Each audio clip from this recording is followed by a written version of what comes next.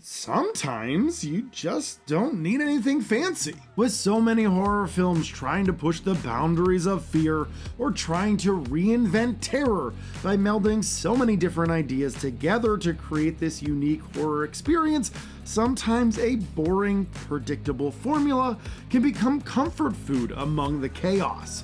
Movies don't have to constantly be one-upping each other. Sometimes a boring, generic, regional slasher can be exactly what the doctor ordered.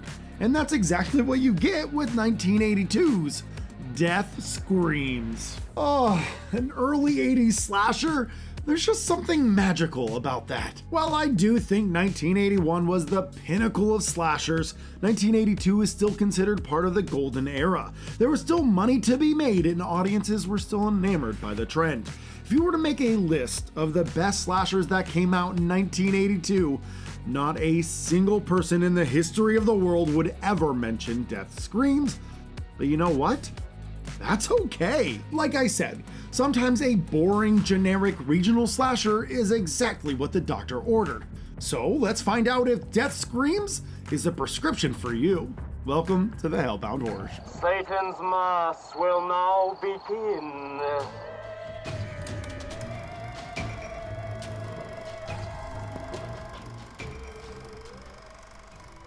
The film opens on two lovebirds on a motorcycle next to the river.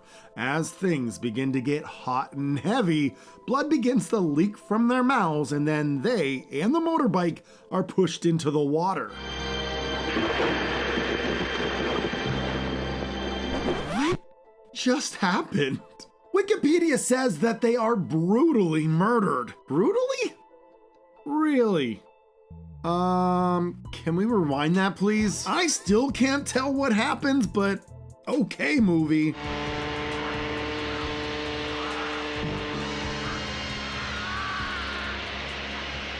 In the original script, the opening was a lot different. The two lovebirds were supposed to be getting hot and heavy in a car, with the interior lights helping to illuminate our actors.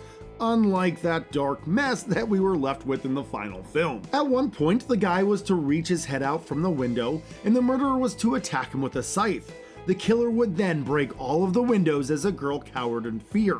Eventually, the killer was to reach his hand through the window, pull the girl up by her hair, and attack her with the scythe as the opening credits hit. Obviously, things didn't happen as scripted. When the writer asked how filming was going, they all said it was going pretty good, except that they changed the opening just a little bit. They decided to use a motorcycle instead of a car because motorcycles are in, but everything else was basically the same. How are you supposed to break all of the windows on a motorcycle was beyond the writer. He's also mad at how the couple died. A cord wrapped around both of their necks as they kissed probably wouldn't actually kill them.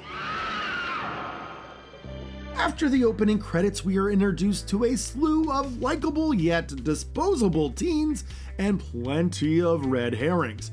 We have Coach and his two assistants, the mentally challenged Casey, a group of teens and love interest, and Lily, who will serve as our final girl. Lily is a little bit older and stuck in the town as she takes care of her elderly grandmother. It's the end of summer and our teens are enjoying their last few days before having to go away to college. There's a local fair and they all attend, and we get a lot of fun character interactions. I actually enjoy this cast quite a bit, and these daytime moments are a ton of fun, but seriously, who eats a banana like this? The teens decide that later that night they're gonna go near the river, have a fire, drink, have a good time, and then later go to the cemetery and tell ghost stories. They all agree to go and try to convince Lily and Coach to go together. The teens basically try to ship the young adults. One by one, the teens get picked off, and some of the kills are actually pretty fun for such a low-budget affair. My favorite is when a guy falls into a grave. He tries to pull himself out of the grave, and the killer cuts off his hands. The severed hands writhe in pain, but the guy dies instantly. It's goofy stuff, but I love it. Death Screams is very by the books. You have promiscuous, fun teens, drug use, red herrings, deep psychological issues stemming from a dark past, nudity, blood, and a really good sense of the community. The town feels lived in, and I love the atmosphere. But it's not perfect. The night scenes tend to be underlit and super dark. You'll want a little bit more from some of these kills, and the music is less than desirable. Objectively speaking, it's not a good movie. This isn't high-class art or anything like that. It literally adds nothing to the genre, but yet, I still really enjoyed my time with it. It's a generic, boring in the sense of being predictable and formulaic slasher, and yet, I still recommend it for exactly those reasons. Well, we can't say it's because you lack the equipment, can we?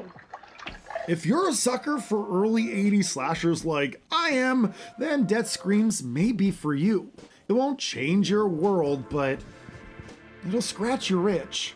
And that's all I have for tonight. So thank you so much for watching, and stay spooky, everyone. Thanks for watching until the end. If you like this video, please consider supporting the channel by subscribing or by buying me a coffee in the description below. What's your favorite regional slasher? I'd love to know in the comments below. Thanks.